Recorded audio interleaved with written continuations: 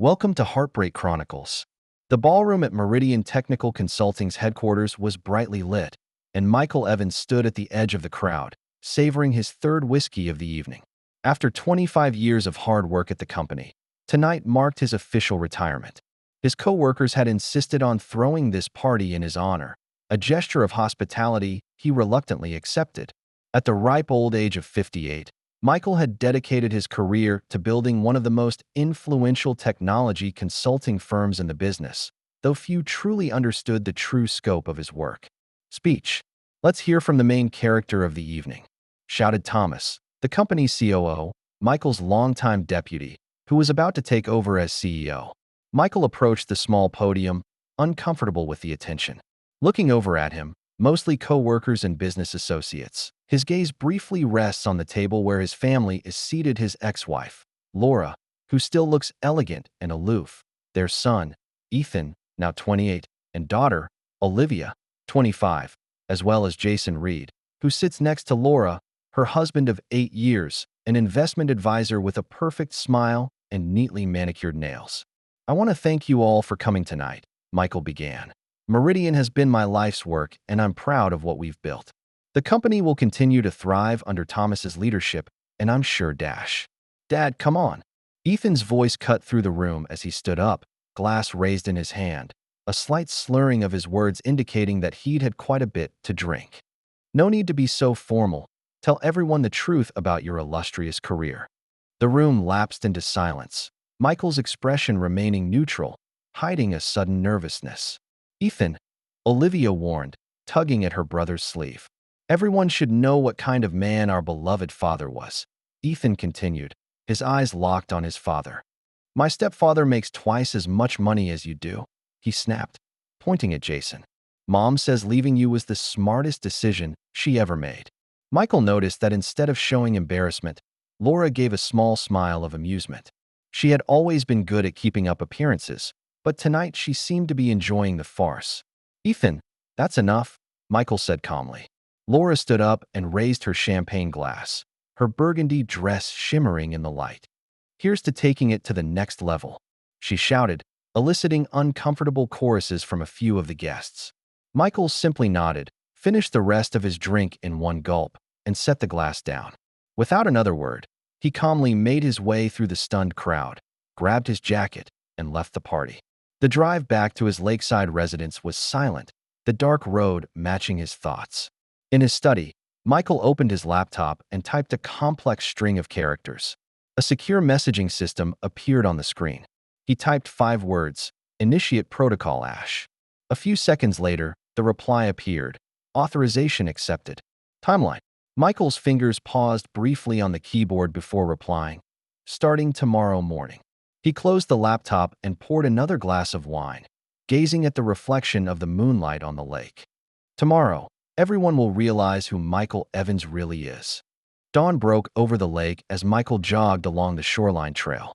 Despite being in his late 50s, he still maintains a rigorous physical training regimen, a habit he picked up during his early years in technical intelligence. The fresh morning air dispelled the chaotic thoughts of a sleepless night. When he met Laura Bennett at a technology summit 27 years ago, Michael had been recruited into a secret government program focused on cybersecurity. Beautiful, talented, and ambitious, she was a rising star at a prestigious PR firm. Their relationship progressed quickly, and they were married within a year. Michael finished his shower and prepared coffee in his minimalist kitchen. The house was barely decorated in his personal style, except for a few pictures of Ethan and Olivia from their childhood, and he rarely looked at them anymore. His security cell phone vibrated with a message that read, "Package has been delivered, awaiting your signal." Outside, the sound of an approaching helicopter breaks the early morning silence. A black helicopter landed on time on the tarmac at the edge of his private residence. A tall man in a tailored suit stepped out and approached the house. "Good morning, Mr. Evans," said Nathan, Michael's head of security at Meridian. "Everything is ready as you requested. The board meeting has been rescheduled for 10 a.m. "Thanks, Nathan." Michael picked up his briefcase. "Any media events?" "Not yet, but our sources say that several media organizations have received anonymous tips to watch for breaking news related to Meridian." Michael nodded. "Perfect. As the helicopter flew them toward the city, Michael thought back to the gradual breakdown of his marriage. His cover as the founder of a technology consulting firm had been ideal for his actual role in a covert cybersecurity operation called NetShield. Frequent absences, late-night phone calls, and international travel are all things Laura initially accepts as part of building a successful business. But by the time Ethan is born, the cracks are already beginning to show. When Olivia is born 3 years later, Laura grows increasingly dissatisfied with his apparent prioritization of work over family. What she never knew was that Michael had been stopping multiple major cybersecurity threats, operating in a world where he couldn't earn recognition or accolades. The end began when Ethan was 12 years old and Michael missed his son's championship soccer game because of a critical cyber defense operation in Eastern Europe that saved thousands of lives. To his family, he was just an absentee father who cared more about his computer than his children. Laura filed for divorce when Ethan was 16 and Olivia was 13. She was already dating Jason Reed, a self-promoting investment advisor who took every opportunity to woo her. The divorce was extremely painful, with Laura taking the children, the house, and a sizable estate. Michael didn't fight it, partly because he couldn't disclose the nature of his work and partly because his superiors suggested that a complete break would provide better operational security. "Sir, we're approaching the Meridian building." Nathan's voice brought Michael back from his memories. "Execute Operation General," Michael instructed, "and make sure our friend at the FBI receives package number 3. Nathan nodded and entered the instructions on his security tablet. Completed. The helicopter landed on the roof of Meridian's headquarters, a gleaming building of glass and steel that housed far more than just the technical consulting operations the public saw. A hush falls over the Meridian Systems boardroom, and the executive team, the 12 men and women who represent the company's public face, looks tense as Michael Evans walks in. News media vans had begun to gather outside the building, though no one knew why. "Ladies and gentlemen," Michael began, taking a seat at the head of the table. "For the last time, I want to thank you for cooperating with this emergency meeting." His successor, Thomas, leaned forward. "Michael, what's going on? CNN is downstairs, and there are rumors about some major announcement." "Yes," Michael replied calmly. "In about 20 minutes, several news organizations will be covering a story that will have a major impact on Meridian and a number of other entities." He placed a folder on his desk. "This contains everything you need to know. I suggest you read it now." As the executives opened the folder, Michael watched their expressions change from confusion to shock. "This can't be true," whispered Sophia, the CFO. "I assure you, it is real," Michael said. The door opens, and Nathan walks in with a tablet. "Sir, it's on." Michael nodded and pressed a button. The screen at the end of the conference room lowered. The TV switched to show a breaking news banner. "Classified operation revealed. International cyber attack. Plot foiled." A reporter's voice fills the room. In a stunning revelation, classified documents declassified this morning reveal a decade-long operation to thwart what may have been the most devastating international cyber attack of all time. Codenamed NetShield, the operation was reportedly led by a covert team operating within the private technology consulting firm Meridian Systems, under the direction of its founder, Michael Evans. The screen flashed through surveillance photos, intercepted communications, and finally an official photo of Michael from 20 years ago. Evans, who just retired from Meridian last night, was apparently the architect of an intelligence operation that identified and dismantled more than 24 malicious networks embedded in the critical infrastructure of multiple countries. According to these newly declassified documents, the operation culminated 5 years ago with the arrest of key individuals, although details were not declassified until today for national security reasons. Among those who supported these cyber attacks, Jason Reed, a high-profile investment advisor, is accused of unknowingly providing financial support for the operations through his firm, Reed Advisory Partners. While Reed himself has not been charged with knowingly supporting cybercrime, his firm is now under federal investigation for catastrophic failures in its compliance and due diligence protocols. Michael watched as Thomas paled. "You planned all this, didn't you? The timing was so precise." "I've spent my whole life in the shadows, Thomas. My family thinks I'm just a workaholic businessman more concerned with computer systems than my kids' soccer games." Michael stood up. Sometimes the truth needs to be revealed when the time is right. Outside the conference room, Michael's cell phone vibrated with a message that read, Phase 1 complete. Target JR in financial free fall. Target LB location confirmed. As Michael walked through the Meridian offices, the employees stood and stared, some beginning to applaud hesitantly, unsure of how to react to the revelation that their company had been one of the most successful cyber terrorism operations to cover. Down the hall, a team of FBI agents was entering the building, led by Special Agent Claire Wilson, Michael's longtime liaison with federal intelligence agencies. Mr. Evans, she greeted formally, albeit with a hint of a smile at the corners of her mouth. We have some questions about the classified information that suddenly found its way into the media. Of course, Agent Wilson.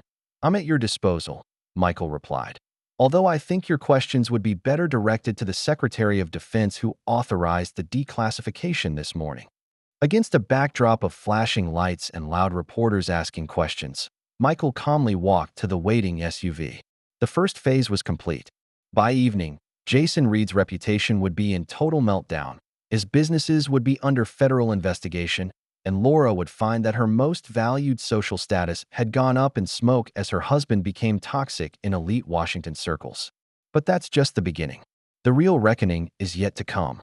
Jason Reed paces back and forth across the marble floor of his plush office, the phone close to his ear, his face contorted with rage. Outside his floor-to-ceiling windows, the Washington, D.C. skyline seemed to mock his increasingly dire predicament. What do you mean you can't stop it? It's your job, he yelled at his lawyer. I had absolutely nothing to do with any cybercrime funding. Someone orchestrated this. Can't you see that? On the wall-mounted television, the financial news networks were reporting on the freefall of Reed Advisory Partners stock, with clients pulling out, the Securities and Exchange Commission launching an emergency audit, and 3 major banks freezing their relationships with his firm. The door slammed open and Laura rushed in, her usually perfect appearance showing signs of nervousness. Jason, what the hell is going on? I've gotten calls from 6 charity boards asking for my temporary resignation, and the Sinclair family just canceled their invitation for us to attend their dinner. Jason hung up on his attorney. It was your ex-husband. This has to be his doing. Michael? Don't be ridiculous, Laura snorted, though uncertainty was revealed in her voice. He runs a technology company that installs computer systems. He doesn't have that kind of power. Haven't you been watching the news? Computer systems? Jason laughed bitterly. Your ex-husband was apparently running a classified intelligence operation that dismantled the cybercrime syndicate. He's been fooling all of us for years. Laura slumped back in her chair, digesting the shocking revelation. That's impossible. I've been married to him for 17 years. Obviously, you don't know him at all, Jason snapped. His cell phone rang again, and he answered it immediately. Now what? As Jason's face turned pale, Laura watched him with growing fear. After a few moments, he hung up and looked at her in shock.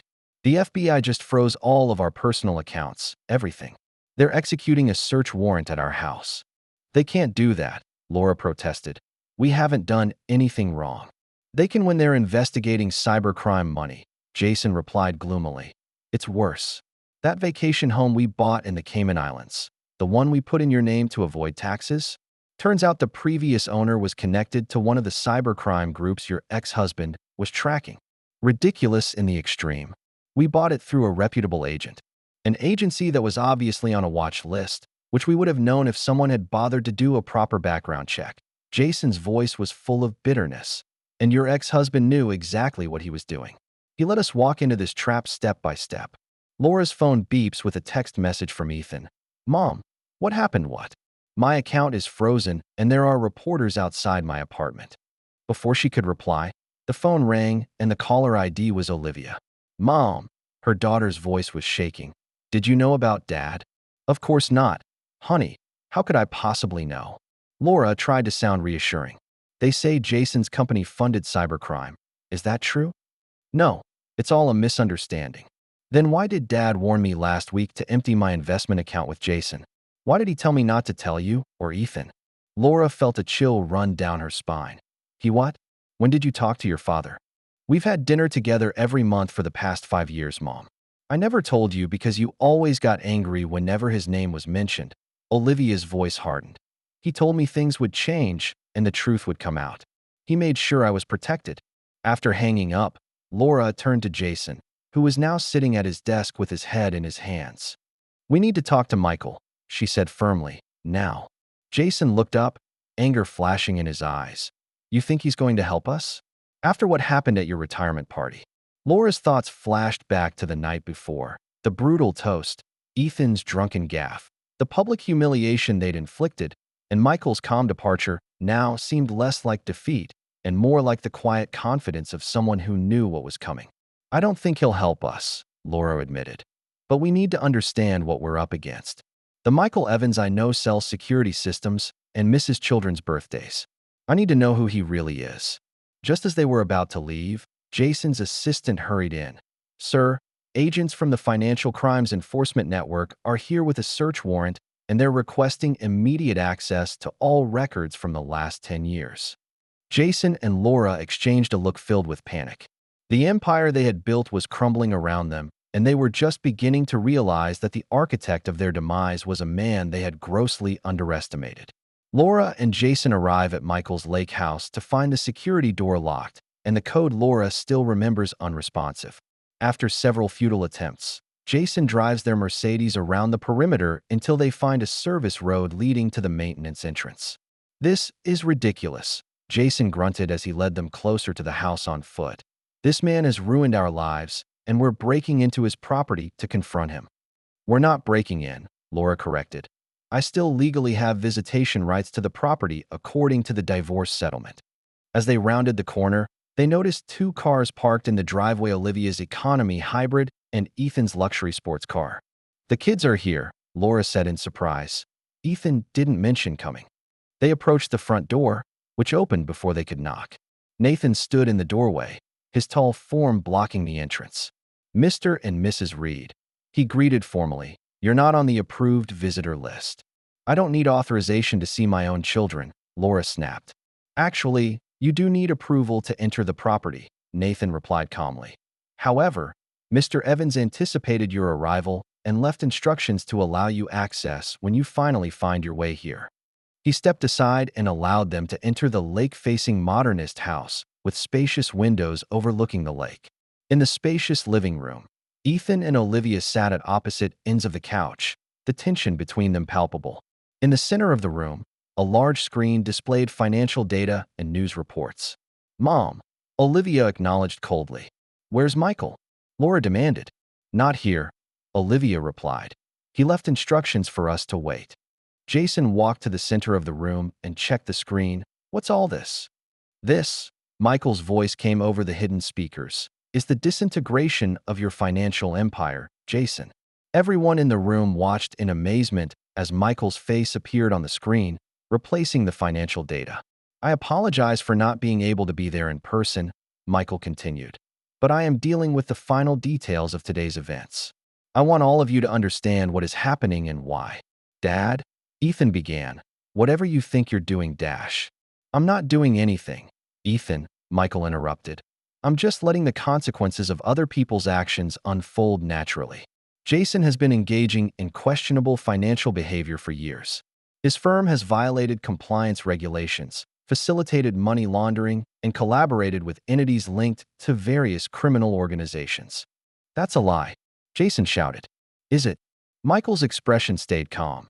"At this very moment, the SEC is reviewing documents showing that Reed Advisory Partners knowingly structured transactions to avoid regulatory scrutiny. The evidence includes recorded conversations between you and your compliance officer in which you explicitly instructed them to ignore red flags." Jason's face turned pale. "Those conversations were private. In your office, perhaps, but not in the Meridian-made security system you installed 5 years ago." Michael's smile was icy. "The same system I personally recommended when you mentioned concerns about corporate espionage." Laura turned to her husband, fear creeping into her face. "Did you really say those things? Did you really instruct your people to ignore compliance issues?" "It's standard practice in our industry," Jason argued, though his voice lacked conviction. "Everyone takes shortcuts." "Not everyone gets caught," Michael interjected. "You got caught because you made a fundamental error in judgment. You thought I was just someone who could be humiliated by you without consequence.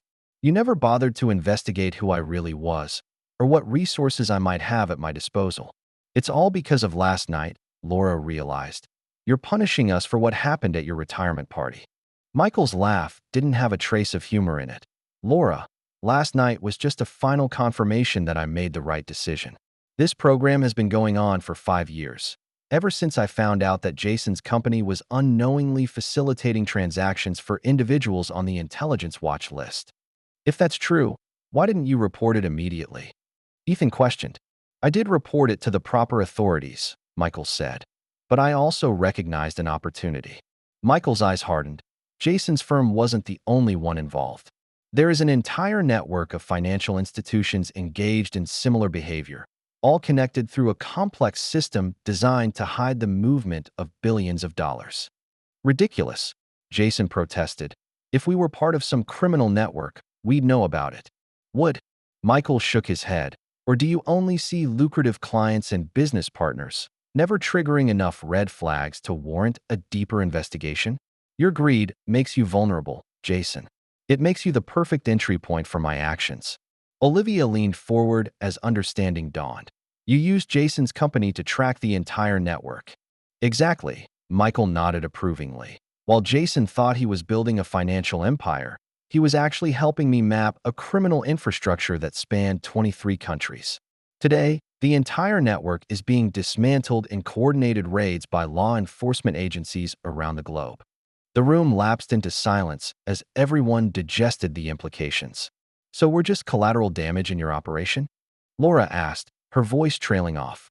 No, Laura, Michael said. The operation would have gone ahead regardless. However, in this particular way that you and Jason experienced, that was my personal touch.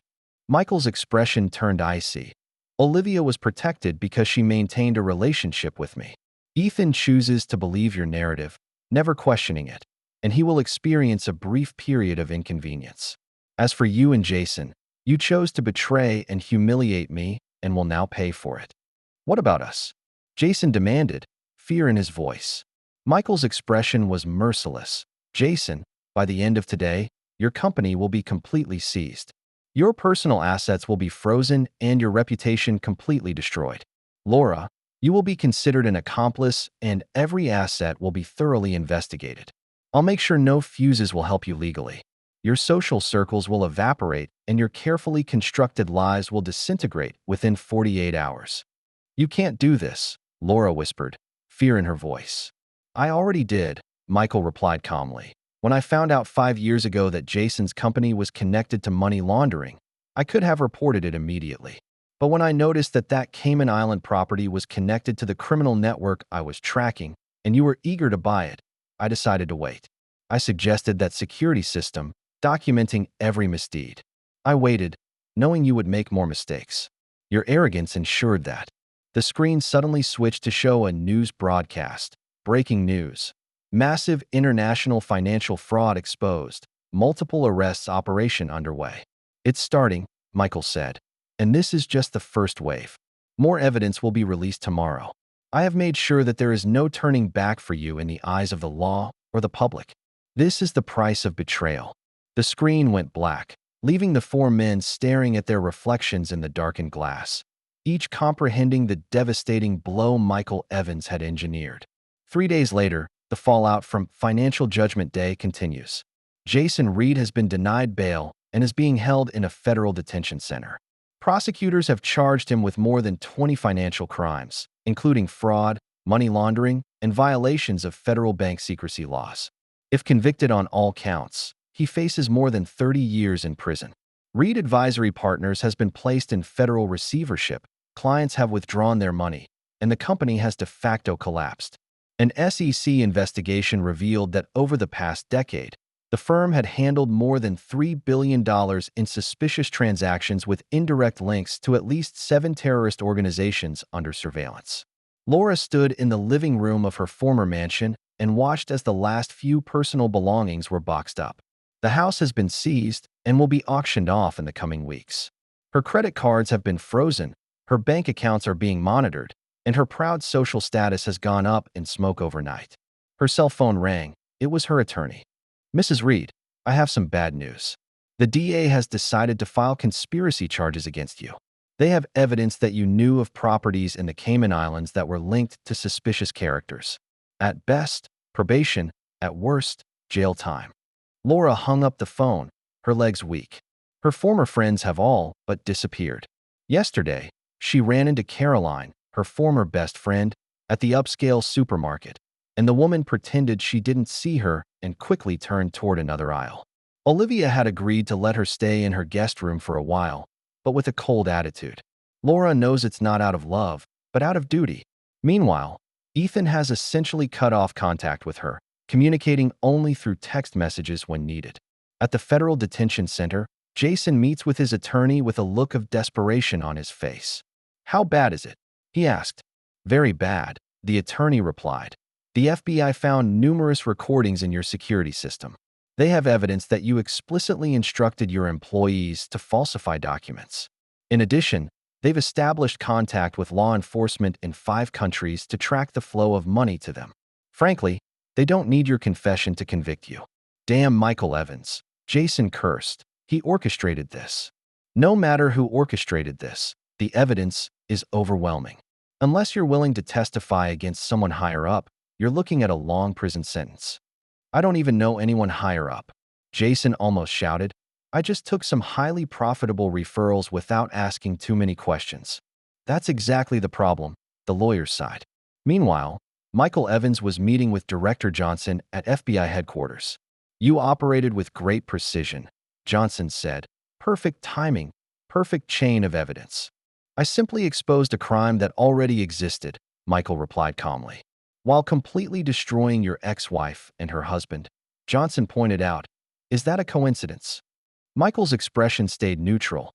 "I don't control their choices, only my reactions." "You planned this for 5 years." "For national security," Michael said. "If personal fulfillment is part of the outcome, it's just a bonus." Johnson smiled. "Evans, you're the coolest Avenger I've ever seen." Michael left FBI headquarters and drove to his lakeside residence. His phone rings, and it's Olivia. "Dad, I know what you're doing," she said directly. "It's about work, but it's also about what they did to you." "Smart girl," Michael replied. "I've never denied that." "You're not going to stop, are you?" "Even now. The network has been destroyed and Laura and Jason are facing the consequences. But if you're asking if I'll intervene to mitigate their punishment, the answer is no. They must bear the full weight of their choices." "Even for Mom?" "Especially to your mother." Michael's voice turned cold. "She chose betrayal. She chose to mislead you and your brother about the truth about me. She helped Jason publicly humiliate me. Now she must face the consequences of those decisions." Later that night, Michael sat at his computer in his study, checking the latest progress report. Jason's asset freeze was complete, Laura's legal troubles were mounting, and evidence showed she knew more about her husband's business than she claimed. His computer beeped, and an encrypted message appeared. "Operation complete. Target has been completely disintegrated. Awaiting final confirmation." Michael types in a reply. "Confirmation complete. Protocol ash over." He closes the computer and walks to the window, watching the moonlight glimmer on the lake. This carefully planned revenge was finally complete. Those who had betrayed him and humiliated him were now experiencing complete destruction, not through violence or illegal means, but by exposing their own misdeeds and lies. It was revenge in its purest and most complete form, letting the truth speak for itself. 6 months later, in an upscale restaurant in Washington, D.C., Michael Evans had lunch with FBI Director Johnson. "Reed's trial is over," Johnson said. 18 years in prison with no possibility of parole. "Perfectly in line with his crimes," Michael commented. "And Laura Reed? Plea deal, 3 years probation, 200 hours of community service, lost all her assets." Johnson took a sip of his wine. "And interestingly enough, her social circle completely abandoned her. She now works as a waitress at a coffee shop and lives in a small apartment on the edge of town. Quite a dramatic transition from socialite to serving coffee to customers." Michael showed no contentment or pity, but simply nodded. "What about your children?" Johnson asked. "Olivia was always smart enough to understand my motives. Ethan took some time, but he understands now." "You established the Meridian Foundation?" "Yes. Michael said, "to put my skills and experience to use for the wider good. I may have retired, but my work can continue." As they finished their lunch, Johnson shook his head. "You know, most people would vent their anger after being betrayed, maybe cause some transient damage. But you waited 5 years and orchestrated a perfect revenge that not only destroyed them, but exposed an international criminal network. It was the most complete revenge I've ever seen." Michael smiled slightly. The best revenge isn't impulsive, it's a carefully planned conclusion. Later that same day, Michael arrived at Olivia's apartment to have dinner with his daughter. "Ethan said he accepted your offer at the foundation," Olivia said as they ate. "Yes, he'll be in charge of international programs. He has the right skills," Michael replied. "Mom contacted me," Olivia said carefully. "She said she wanted to see you." Michael's expression hardens. "Why?" "She said she wanted to apologize and understand what happened. Now she wants to understand." Michael sneered. "After she lost everything? No, I won't see her. She doesn't exist for me anymore. Let her struggle with her new life. That's exactly what she deserves. Don't you think that's a little cruel?" "Cruel?" Michael's voice was calm but powerful. "Cruelty is publicly humiliating someone at a retirement party. Cruelty is systematically turning your children against their father. Cruelty is betraying a 17-year marriage and then celebrating, taking it to the next level. No, Olivia, I don't think it's cruel to make someone face the consequences of their choices. It's just." On the other side of town, Laura sits in her cramped apartment and looks out the window at the rain. She's just finished her shift at the coffee shop. Her feet are sore and she's mentally exhausted. A pile of bills and legal documents sat on her desk, reminding her of her new reality. She picked up her phone and flipped through old photos. The once glamorous life, the lavish parties, the celebrity friends, the upscale vacations. All gone. Now her days consisted of a simple rhythm. Work, come home, sleep, repeat. Her former friends no longer answer her calls, and her social circle has completely evaporated. Laura finds pictures of Michael, taken in the early, happy days of their marriage.